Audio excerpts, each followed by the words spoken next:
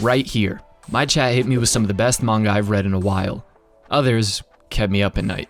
The universe will deal with you specifically. These were the manga that were recommended, most of them being via donation, so thank you to all of those who've been joining the live streams and showing your support. They will be on Fridays at 7 p.m. Eastern time on YouTube for the time being, so feel free to stop by. And here are 7 manga my chat forced me to read. If you're looking for a new ongoing series that is actually worth your time, Dragon and Chameleon is my first suggestion. In this story, Gario is the creator of Dragonland, the most successful manga in the world. One thing is very apparent about him. He's an absolute manga addict, someone possessed by the love of what they do and serves as a likable and inspiring main character. His assistant, Miyama, is massively talented as well, but his talent is copying the style of others perfectly, hence his nickname, the Chameleon. Unlike Gario, it's clear from the jump that Miyama is full of negative sentiments, and he believes he was never meant to have the success he craves.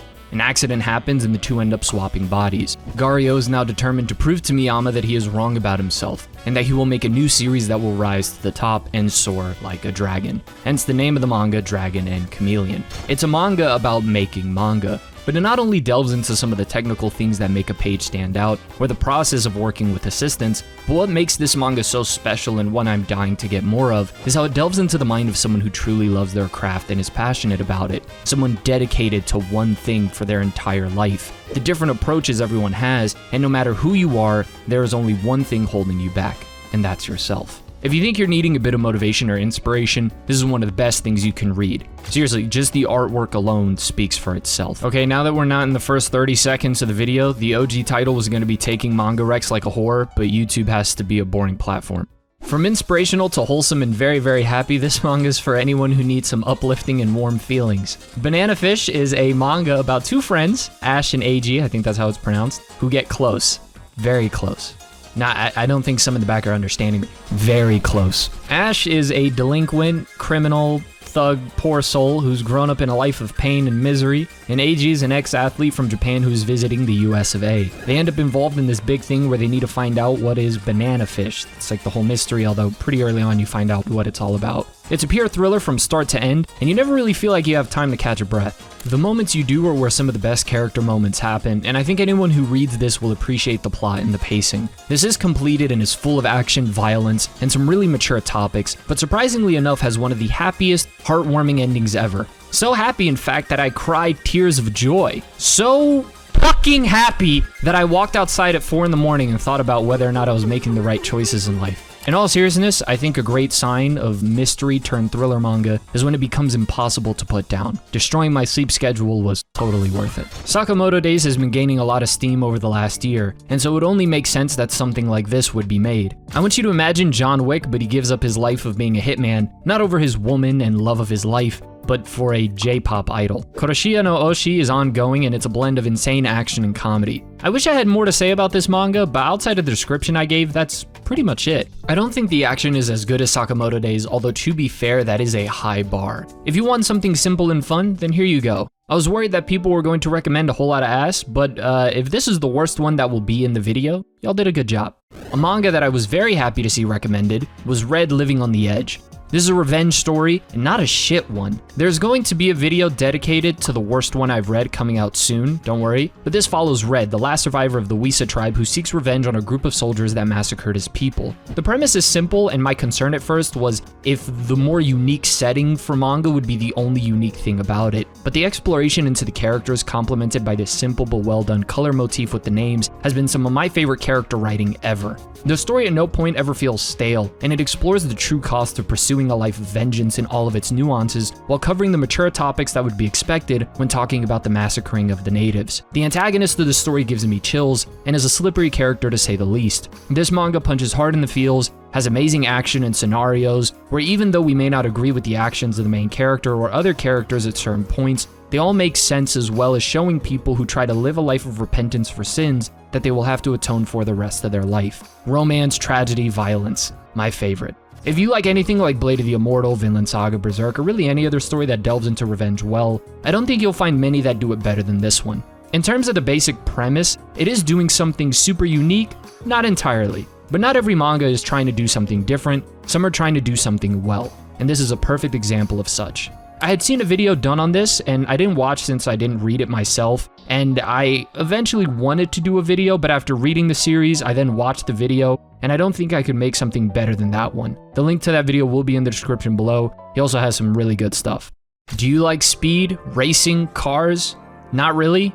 Well, too bad. Initial D is over 700 chapters, but it honestly feels like half of that, which makes sense for a racing manga. I will say it's super fun, and I never thought a series about cars would get me interested personally, but it's cool seeing the growth of the main character Tak. If I had to give a heads up, I do feel like being at chapter 300 doesn't feel all that different from what's happening around the 50 chapter mark. It has one formula, and you can start to feel that when the story isn't being broken up by the drama of the romances that take place, which are well done for the most part, and not what I was expecting at all when reading it. I will say it does its Formula 1 well.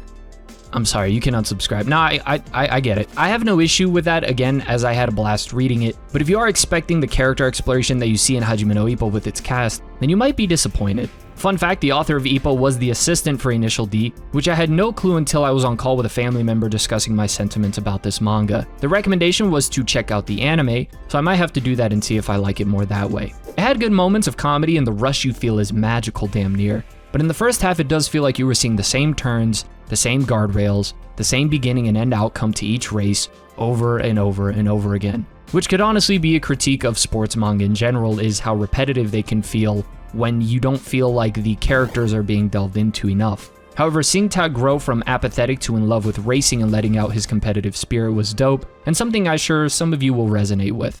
The next manga is titled Ice Blade, although it has another title in Japanese that will be up on the screen, and I believe it has a sequel that I didn't check out. Ice Blade is a detective manga where the main character is this very clearly emotionally detached individual, and his methods of getting things done can be seen as insensitive or heartless. At first, the story starts off as episodic with each case that you go through, so you sort of feel like the narrative isn't really going too far with anything. It's like, okay, we explored this, dropped it, explored this, dropped it. But after that 10 chapter mark, it continues on to have a consistent narrative. And it's really nice seeing the actions of the main character and the nuances of how justice is handled and the way that it all goes about it. Overall, it is a bit of a heavy read, and each chapter is quite a bit to go through, so I wouldn't really recommend binge reading this manga, but I do think that if you like detective stories, murder mysteries, thrillers, this is an excellent read to have. I would like to say this now, those of you who recommended series for this video that made it in, y'all did an excellent job with your picks.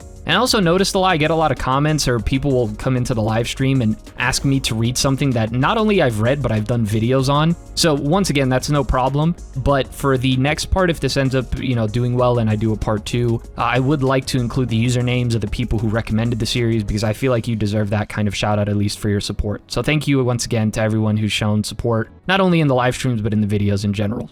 All right, on to the final recommendation. I feel like I need a cigarette after reading this one. Eden, It's an Endless World is a brutal, violent manga in every way. It feels like it has the essence of Blade of the Immortal, Black Lagoon, and a sprinkle of Akira all blended together. A virus kills a whole lot of people, and humans have been using cybernetic enhancements. We follow a couple characters in the story, but the main one is Elijah Ballard. His father, Enoi, I think that's how it's pronounced, I'm shit with names apparently, being a very important person. He gets caught up in a lot of bullshit, as an evil organization is working behind the scenes to gain control, and the virus seems to be evolving as well. This has some great characters, but a heads up, once again, it is very violent and explicit in many ways, and does not spare the reader one bit. As the story unfolds, it asks the question a good amount about God and if he is real, and if he is, whether he is fair, tying that in with our existence and how the characters make sense of the ugly mess that they live in. At first I was concerned it was going to be very generic with its approach, but as you meet more characters, it provides different views to that question